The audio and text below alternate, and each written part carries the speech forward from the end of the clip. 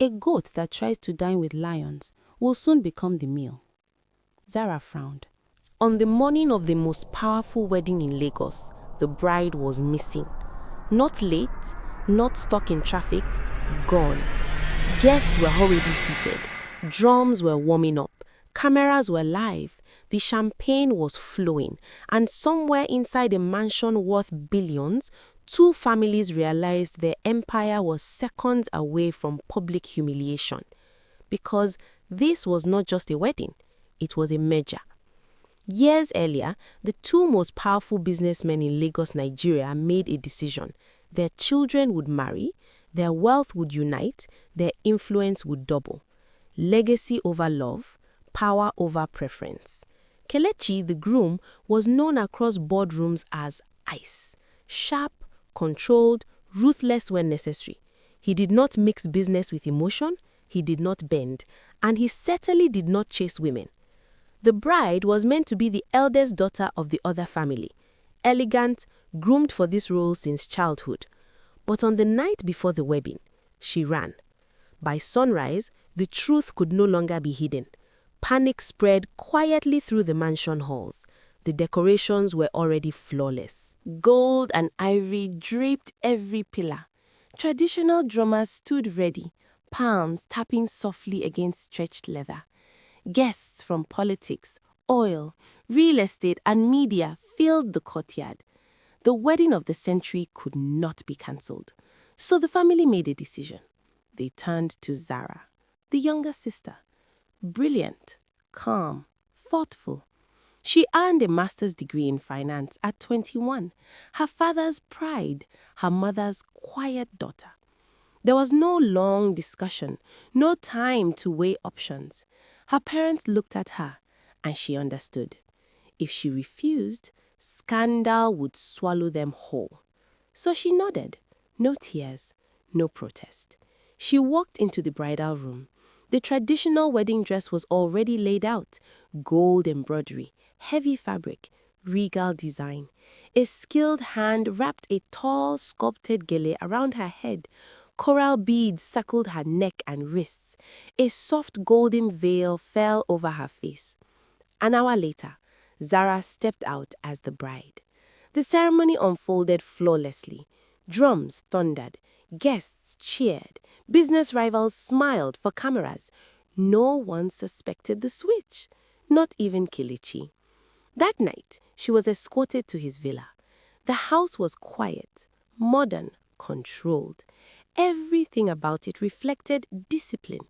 She was led into a private sitting room and left alone. Her heart would not slow down. He entered without noise. For a moment, they simply looked at each other. Then he walked closer, gently removed her gele, crouched slightly so their eyes could meet. "It's okay," he said. "You're safe here." He stood up and left. That was all. Her room was already prepared beneath her. Maybe this would not be a disaster. In his own room, Kelechi stood by his window too, and he smiled, because the truth was simple. He had always wanted Zara. Years ago, at a high-profile gala, she walked in beside her father wearing a deep emerald dress. Confident, graceful. Something shifted in him. He had never believed he could want someone that instantly. When his father proposed marriage into that family, he agreed without hesitation. Everyone assumed it was strategy, but in his mind, it was her, not the elder sister, Zara. So when he realized the bride beneath the veil was her, he said nothing. Fate had corrected itself. The days that followed surprised her. He was patient, attentive, never forceful. He asked about her work, listened when she spoke, made sure she was comfortable. The staff noticed how he softened around her, and slowly, she did too. Conversations became easier. Laughter came naturally. The house began to feel less intimidating. One evening after dinner, he offered to walk her to her room. Their hands brushed. She pulled back quickly. "I'm sorry."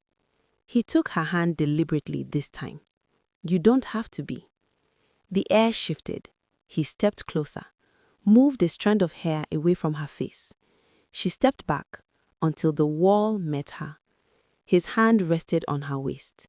Their eyes locked, closer, and then they kissed. Soft, careful, uncertain, then deeper. He rested his forehead against hers. I've wanted to do that for a long time. She hid her face against his chest, embarrassed but smiling. Why didn't you say something earlier?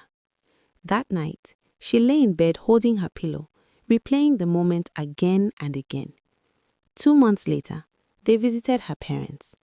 At dinner, her father sat proudly at the head of the table. When will I carry my grandchildren? Zara almost choked. Under the table, Kelechi's hand rested gently on her knee. When she is ready, he replied calmly. Her father nodded in approval. Later that evening, her mother pulled her aside. You are fortunate, she said. If your sister had stayed, she would be his wife. The words lingered. Zara forced a smile. She had always known her sister was favored. She had accepted it quietly. Still, it stung. She stepped out onto the balcony. The Lagos night air cooled her skin. Moments later, Kelechi joined her. He draped his coat over her shoulders. He did not ask questions. Let's go home, he said softly, and she felt understood. That night, he brought wine. They talked for hours, laughed, sat close enough to feel warmth. He leaned in, his phone buzzed. The moment fractured. He stepped away to answer. When he returned, something about him was tense, but he said nothing. The next morning, a package arrived from her father, a honeymoon trip to a quiet countryside outside Nigeria. She was thrilled. They had never taken one. Kelechi smiled. He had been planning something similar. A week later, they left. Open landscapes, a peaceful beach, a private cabin by the water. They explored, shared stories, ate dinner under the sky. One evening, they walked along the shore. Rain began to fall suddenly. They ran back laughing, already soaked. Inside the cabin, he gently dried her hair with a towel. Their eyes met. No fear this time. They kissed, deep, setting. He lifted her effortlessly and carried her to the room. That night, they stopped holding back. Morning light spilled into the kitchen. Zara walked out wearing his white button-down shirt. He looked up from the stove and for a second forgot what he was cooking. She wrapped her arms around his waist from behind. This smells good, she whispered. Peace felt real. Then her phone rang. Her mother's voice trembled with excitement. Your sister is back. Sometimes, the biggest betrayal in your life does not come from an enemy. It comes from the people you call family. When Zara returned to her parents' house that afternoon, she immediately knew something was wrong. The air in the living room felt heavy. Her mother stood in the middle of the room, holding Adana tightly, and her father was furious. What were you thinking? He shouted. Adana stood there silently, head lowered, tears running down her face. Zara quickly stepped forward. Father, please calm down. The staff can hear you. The words worked, but only barely. Their father shook his head in anger, then stormed out of the house. The truth soon came out. Adana had not just run away. She had run away with a man she thought she loved, a man who promised her a beautiful life. But the man was a fraud. He took all her money and disappeared. Adana had nothing left. That was why she came back home. Zara slowly sat beside her sister. She did not scold her. She simply placed a hand on her shoulder. It's all right, she said softly. We will fix things. But before Adana could respond, a car stopped outside the house. Kelechi had arrived. He had come to pick Zara up. Adana watched silently as he stepped out of the car. Tall, calm, composed. The man people often called ice. But when Zara walked toward him, something surprising happened. His expression softened instantly. His voice became gentle. He held her hand like she was something precious. Adana stared at them. "Mama," she whispered, "is that really Kelechi?" Her mother nodded slowly. "Yes, and he has been treating Zara like that since the wedding." Adana said nothing more. She simply watched them leave. Later that night, as soon as Zara and Kelechi reached home, he suddenly lifted her into his arms. Zara gasped, "Kelechi, put me down." But he only laughed softly. The house staff were watching. Zara's face turned red with embarrassment, but Kelechi did not seem to care. He carried her all the way inside the house and straight to their room. From that day forward, there were no more separate rooms. The next morning, Adana asked to see Zara again, this time in front of their parents. When Zara arrived, Adana stood up quietly. "I'm sorry," she said. "I caused all of this, and you had to marry in my place." Zara smiled gently. "It's all right. I'm happy. Kelechi treats me well." Before anyone else could speak, their father stood up. "Everything is settled now," he said firmly. "You are the elder sister. Start behaving like one." And with that, he left the room. That evening, Kelechi came to pick Zara again. But this time, her mother and Adana watched from the balcony. Down below, Zara was laughing. Kelechi was teasing her playfully, something neither of them expected to see from a man known for being cold. Her mother suddenly scoffed quietly. "A driver's daughter taking the case of my child. How laughable." Adana turned sharply. "What do you mean, Mama?" But her mother quickly brushed it off. "It's nothing." Yet, those words stayed in Adana's mind. Because the truth was, Adana had always wondered about Zara. She was only 5 years old when their father brought Zara home. All she knew was that she had suddenly gained a sister. And strangely, that sister had always been better than her, smarter, kinder, more loved by their father, and now even luckier in love. That night, Adana could not sleep. So the next morning, she went to speak with the only person who might know the truth, the old head maid, a woman who had served their family for 30 years. Adana offered her money, jewelry, anything she wanted. At first, the woman refused, but eventually she spoke. "Zara is not your father's daughter." Adana froze. The maid lowered her voice. "Her father was once your father's most trusted driver. Her mother died giving birth to her. And when Zara was 3, her father died in an accident. Before he died, he begged your father to take care of his child. So, your father adopted her." Adana's eyes widened in shock. "What?" The maid quickly covered her mouth. "Quiet! Your father forbade anyone from ever mentioning this again." But the damage was done. The truth had already been revealed. From that day on, Adana said nothing. But inside her heart, something had changed. Meanwhile, Zara and Kelechi were happier than ever. They went on dates, attended gatherings. Friends and family could clearly see how much Kelechi loved her. But one person was not happy, Adana.